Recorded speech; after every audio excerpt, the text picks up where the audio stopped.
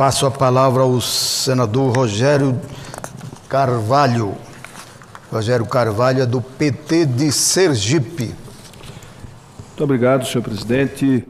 Caríssimo senador Paulo Rocha, cumprimentar aqui o senador Jorge Cajuru, que se encontra aqui acompanhando o debate, que acabou de usar a tribuna.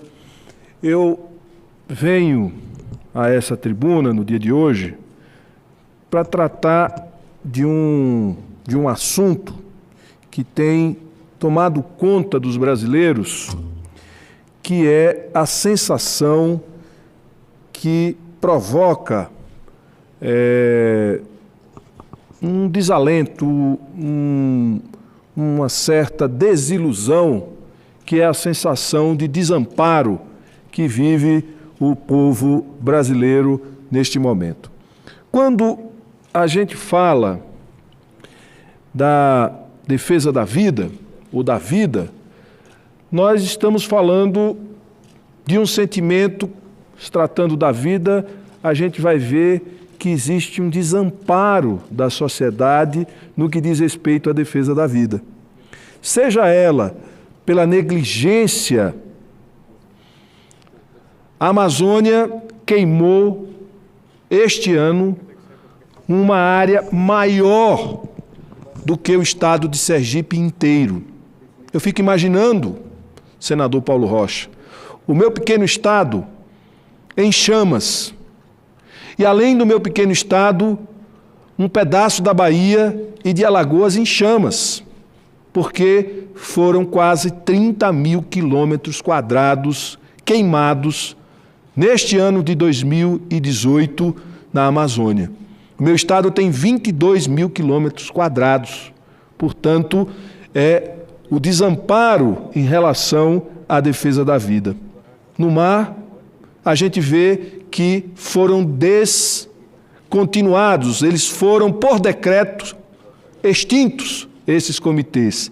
E aí a gente percebe o nosso povo completamente desamparado e tendo as comunidades que tomarem a iniciativa de forma voluntária, se somando aos parcos recursos de alguns municípios e de alguns estados para evitar uma catástrofe maior. O desamparo em relação à defesa da vida é só a gente olhar o número de medicamentos. O desamparo está quando uma gestante não sabe se vai dar à luz com segurança porque as maternidades estão sem condição de atender essa urgência no momento do parto. Então, nós estamos falando de um termo que o desamparo está em todos os lugares.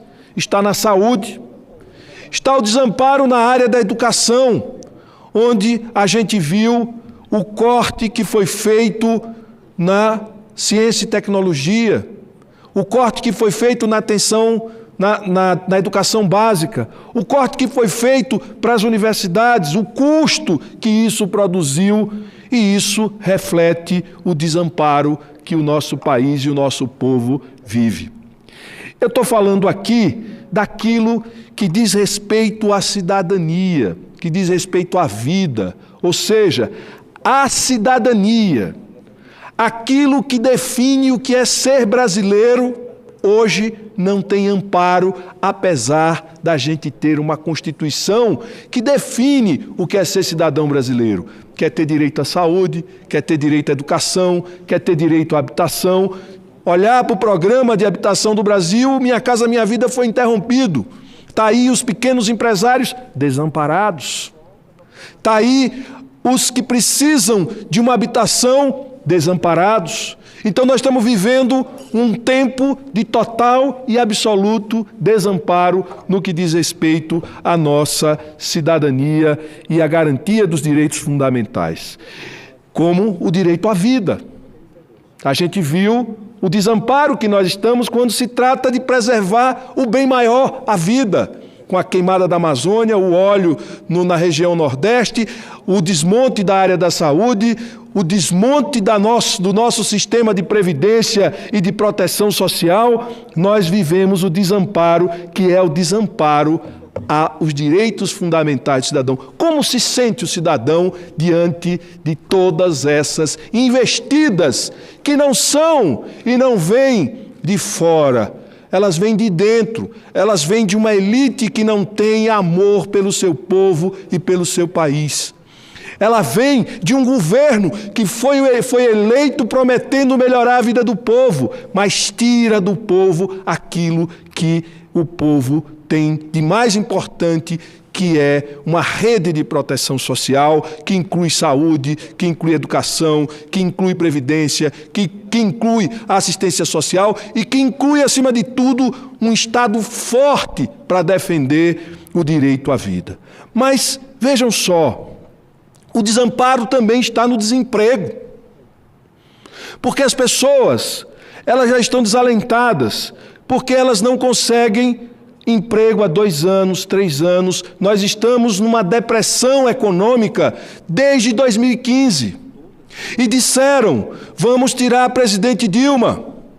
Aí deram um golpe, tiraram a presidente Dilma. E a economia continuou afundando. Porque quando a gente olha para a nossa democracia, que é um bem conquistado, que faz o senador Cajuru, que faz o senador Rogério, o senador Exalci Lucas, o senador Paulo Paim, que faz a minha comadre, o Jean Paul, que está aqui chegando, que faz o meu compadre Eduardo, o meu amigo Eduardo da Fabaju de Aracaju, que é um militante, que faz a minha mãe, Dona Lourdes, que faz qualquer cidadão ser igual perante a lei. Isso só é possível numa democracia. Sabe por quê? Porque numa democracia, nós e cada cidadão pode, inclusive, dirigir o seu país. Cada cidadão pode ser representante de outros cidadãos e cidadãs para tocar a vida e conduzir os rumos de uma nação. Eu vi uma fala de um deputado, que é o Eduardo Bolsonaro, dizer que a gente não precisa de Estado forte, a gente precisa de pessoas fortes.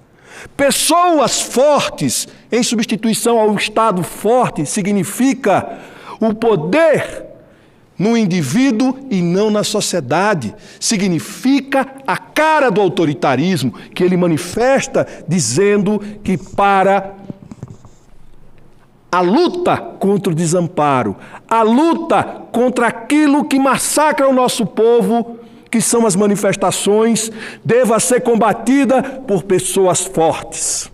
E pessoas fortes, diga-se, aquele que vai usar da força para manter a ordem, como ele sugeriu utilizar e reeditar o ato institucional número 5, que foi o momento mais duro, mais violento, mais perseguidor da ditadura militar instaurada e instalada a partir de 1964. Ele defendeu o fechamento do Congresso, fechamento de todas as instituições. E ele, quando diz que é preciso pessoas fortes, ele está chamando para ele e para a família dele a condição de superpoder para subordinar os brasileiros e as brasileiras à vontade de uma pequena minoria que se acha melhor do que o povo, que numa democracia é que é a sua excelência e a grande excelência a ser respeitada e a ser a fonte da nossa condução. Mas o que me chama a atenção, senador Cajuru, é a apatia. É achar que uma fala como essa é normal. É achar que alguém diz que deve reeditar o ato institucional número 5 e as pessoas continuarem as vidas, congressistas continuarem suas vidas, sem reverberar o mal que isso significa para o Estado brasileiro, para a sociedade brasileira. É naturalizar os ubandistas, os evangélicos, os católicos, os espíritas. Por que é que há um desamparo? Porque se a sua religião não é a minha religião, eu lhe agrido. Você não tem o direito de exercer a sua fé da forma que lhe convier. E produz uma sensação de desamparo com agressões sucessivas a grupos religiosos, principalmente os de matriz africana. O desamparo também está refletir sobre um Estado que está manco, um Estado fraco, um Estado descompromissado com a sociedade, um Estado que não é nação. Por isso, fica aqui a minha solidariedade a todos os desamparados e um apelo para que a gente possa criar uma onda de otimismo e que a gente possa resolver o desamparo do povo brasileiro e dos brasileiros. O desamparo da juventude, sem perspectiva de trabalho, o desamparo do trabalhador que não consegue se empregar, o desamparo do trabalhador que não consegue se requalificar, o desamparo da mulher grávida que não consegue ter a certeza de que vai encontrar o lugar para dar à luz, o desamparo do idoso com a reforma da Previdência, o desamparo, ele é geral. Isso gera desesperança, isso gera imobilidade. O desamparo de quem quer investir porque não tem certeza de quais são as mudanças que vão fazer para beneficiar, sabe-se lá quem. E o desamparo da nossa democracia, onde a gente vê aqueles que deveriam defender não levantar a voz para dizer: alto lá, você pode até pensar, mas não ameaçar o Brasil, a sociedade brasileira, com mais um golpe de Estado para que o poder venha para as mãos de um homem e não da sociedade e do povo. Muito obrigado a todos os senhores e senhoras senadores e aos ouvintes da TV Senado. Obrigado.